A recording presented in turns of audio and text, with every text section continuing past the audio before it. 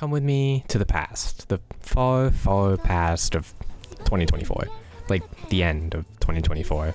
It's November 21st, and the Project Moon 8th anniversary livestream is going to happen at 5 a.m. my time, and there's no way I'll be staying up for that.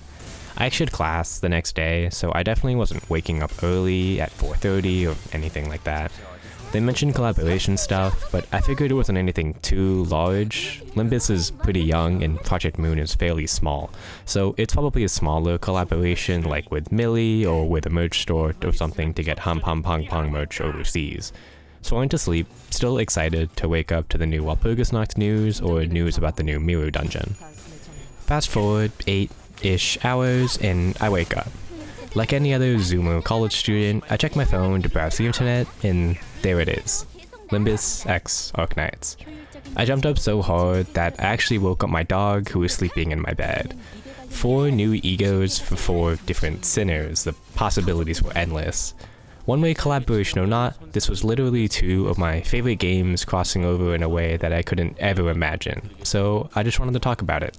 Just go over the collaboration and what I personally think will happen with each of the 4 different sinners. Just as a preface, for those who might not know anything about either Limbus or Arknights, let me just explain some stuff as a precursor. For the Arknights fans, first, let me talk about Limbus Company. Limbus Company is a turn-based combat game with visual novel aspects made by a Korean company called Project Moon. It takes place in their own created world, featuring lots of different districts and settings. The main story follows 15 different characters, with 12 of them being playable in battles and 1 of them being you. In combat, they equip these things called IDs to take power from alternate dimensions, making them stronger. They also use these things called egos, which take the power from the eldritch horrors of the abnormalities that I can't really get too into, that's like a 20-minute video by itself.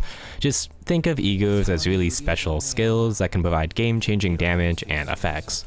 What you gotcha for are these egos and IDs, but since they said that only egos will be bought in for this collab, I'll mainly be talking about them. Oh, and this isn't the first time Limbus has even mentioned Arknights. For April Fools, this was made. Peak fiction, I know. And for the really dedicated fans, you may have seen this Wheels animation, which was referencing both of these 2 games. For the Limbus fans, Arknights is a tower defense game made by a Chinese company called Hypergriff. It takes place in their own created world, featuring lots of different countries and settings. The main story is long, but what you need to know is that the story is a really good one, and one of my favorite stories, period. It covers many themes, positive and negative. If you want to learn a bit about the story, I know that Project Moon fans don't read, but these are some of my favorites that can be read without too much context being needed. Due to the long story with many different side stories, there were tons of main characters, and with more than 300 characters, there's lots to choose from when it comes to this collaboration. Some just more important to the story than others, but I think I have some good ideas as to what they'll pick for the egos. For now, let's just go through sinner by sinner and talk about what I think will be associated with the ego that they'll get. First, starting off with Faust. Faust is an emotionless doctor who is one of the main characters to put everything in place. They're sometimes rude, but at the end of the day, the actions that they do are all for the good of what they care about. They're responsible for many of the events that happened before the game started, including going all around the city to accomplish their mission. Faust knows all outcomes and are often stated to know more than the playable character themselves. They also talk a lot. Like, a lot. Sound a bit familiar? I think the ego that Faust gets will be related to Calcit and her companion, Monster. It could be one of 2 things, or both if you want to think about the Awakening and the Corrosion. An ego with an animation similar to something like Hexnail Rodian or AEDD Gregor. Faust would summon her stand to attack the enemies. The first option, or the Awakening, would be something like Calcit Skill 2, where Monster deals AoE damage. It would have a high attack rate to reflect the AoE nature, dealing high slashing damage to many enemies. The second option, or the Corrosion, would be like Calcit Skill 3. 1 attack rate, but piercing through resistances and shields, dealing true damage. The roll would be huge, and on failed kill, she would lose HP similar to how Monster does if she fails to kill. The passive would be one of 2 things, something like dealing damage to enemies on death, or something else like passive healing.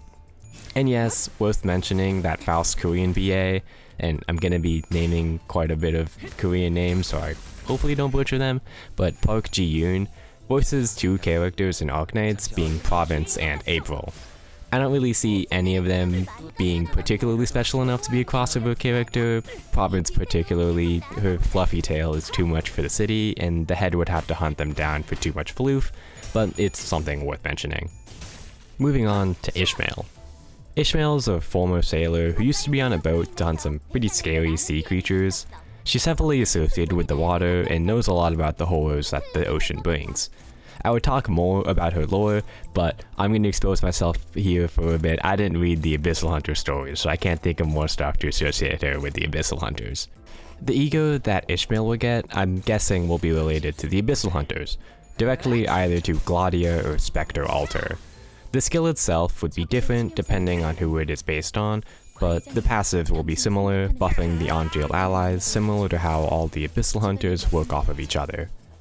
I had quite a few ideas for the skill though. As I mentioned earlier, it can follow a certain operator, but another idea I had is that the Awakening follows an operator while the Corrosion follows a boss associated with that operator. It'd be cool if she's sane and complete on the Awakening, but when she corrodes, she loses touch with her sanity, dipping into her abyssal nature. Like how Scotty is fairly normal, but Scotty Alter is an alternate version where she's embraced her eldritch horror blood. If it's based off of Gladia, the Awakening would be a high attack weight skill. The concept of grouping enemies together and pulling them is hard to implement in Limbus, but maybe it could be simulated by giving her extra attack weight on her next turn. They're in a group, so maybe you'll hit them all at the same time. I'm sure that Project Moon will have better ideas than I will. If it's based off of Spectre Alter, it would have a high attack weight and would deal more damage to enemies the lower her health. To echo the Doll Keeper aspect of Spectre Alter, you can have her substitute with another Sinner, the substituted Sinner dealing extra damage and inflicting a status like Bind or Sinking. The Corrosion, if it follows the boss idea, would be dealing lots of sinking and sanity damage. If we really wanted to be mean to enemies, we could also have it stun, but that's probably a bit too strong. Just giving defense or offense down can simulate the nervous impairment status that many abyssal-type seaborne enemies inflict. Ishmael's Korean VA, Chang Yena, also voices Sora, Beanstalk, and Scene, and while I would love Ishmael to just give an idle performance as her ego, buffing her allies and healing them for a bit, it's a bit off for the character, and the Abyssal Hunters fit her way better. It'd be neat to get some Penguin Logistics representation though. The next dude I want to talk about was Gregor, the grizzled but friendly war veteran. Everybody wants to be like Bug Guy. His friendly demeanor but scary backstory reminds me of quite a few operators. Helga and Hodor come to mind, but another operator he's associated with is Muranar with his grizzled veteran outlook and casual demeanor in combat. I think all three would be good options and would all represent different factions of Ursus, Kazdel, and Casimirs respectively. Due to these possibilities, I don't really want to get too into the gameplay of all three of these possibilities, but all of these characters are strong guards, which is an archetype that focuses on dealing damage without too much utility. Helga has strong soloing capabilities, tying in with an ID like Zwei. Hodor is constantly taking and switching HP thresholds like Priest, and Muranar is a nuke, which is something that Gregor might get in the next year. He kind of needs it after all. The main problem is that he already kinda has a strong nuke in the form of Solemn Lament, but who knows how the meta might change in 1 year. The Corrosions would be similar to the Awakening, since all three of them kinda just deal damage without much utility, but if you want to work off the boss idea from Ishmael, Helga's would be the Emperor's Blade, Hodor's would be any Londinium boss, so maybe even Enos and W being particularly neat just because cockroach. And Muranar's can be the Blood Knight or the Corrupted Knights, or even the Neural family, but that's kinda just me fanboying. Gregor's Korean VA, Choi Han, voices Mr. Krabs, so I think we all know what the real ego is gonna be. Oh, and he also voices Lee, who I think would be a really good candidate for an ego pick as well, just not as good as some of the other ones I've mentioned. Hong Lu is the sinner I probably had the most trouble with.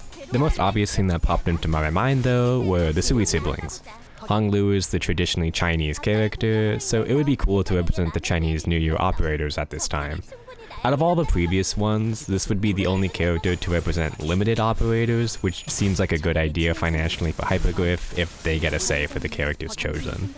While there's only 2 male Sui siblings at the time of writing this, I think he could easily represent all of them. Having all of them help with the awakening, and then having the corrosion be a cool dragon form from one of the many Sui event bosses, would be something that represents all the characters in a good way. If I were to only pick one though, I would probably pick Dusk. They already look similar with the black hair and light blue highlights of color, as well as how they represent their culture in a good way. They kind of clash in personality, but they both come off as a combination of casual and scary in combat. Dusk's main power is how she can trap people in her domain expansion, a land of illusion, if you will. The awakening would mainly be damage, like her skill 2, but if you really wanted it to be unique, you can implement a mechanic like Free, and how they assign both allies and enemies a mark, and attacking people with the same mark deals less damage, and attacking people with different marks deals more. I'll be real, this is a fair bit more complex than the last couple egos I've been pitching, but, you know, wouldn't it be cool? The corrosion can perhaps summon Dusk's Freelings as an uncontrollable ally character, similar to those seen in Canto 7, akin to her skill 3. Honglu's Korean VA, Kim Sin-woo, voices both Tequila and Kuroserum, who are very fitting to Honglu's personality of being a bit playful but serious when push comes to shove. The main problem is how these characters, compared to the higher rarity ones, aren't as popular. I've talked for a while of what I want to see, so let's reel it back a bit and talk about what I don't want. I really don't want these egos to be considered canon. As much as Limbus makes everything canon, from the endless mirror dungeon grind to the gacha system, even the April Fool's joke I mentioned earlier was canon, though canon in the way of a dream, I would like it if these otherworldly characters with abilities never seen before in the city were non-canon. Another thing I wanted to mention is that I don't want these egos to be fluid sack levels of powerful. While I talked about some fairly special mechanics, I'd really hate these limited event egos that can possibly never be seen again to be egos that are considered really strong for some of the harder level refraction railways. I also don't want to see particularly scummy monetization rates in this limited banner, but I personally believe that Project Moon will make the right decisions. They have a pretty good track record for it. To end this part on a lighter note though, let's talk about the announcer. The announcer would probably be some of the main characters of Amiya or the Doctor, and I would really like their voice to be the original Japanese dub. Since announcers are optional and only in battle, I don't think the clashing of languages would be too bad, but this is from someone who plays with mixed Japanese, English, and Korean dubs, with some Italian and German sprinkled in when I play Arknights, so take it with a grain of salt.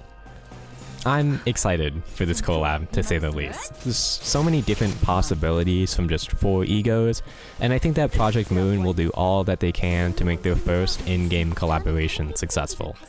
I could talk about this collaboration for hours, and I really am serious. Another video idea I had was literally just going through every single ID and stating what Arknights class and subclass they would be, until I realized that I would just be really boring, but I hope this gets more people to play these types of games, both Arknights and Limbus Company, since they both have very special places in my heart. If you have any questions about both communities or games, just ask away. The people I've met who've played these games have all been very kind and welcoming. As always, thanks for watching.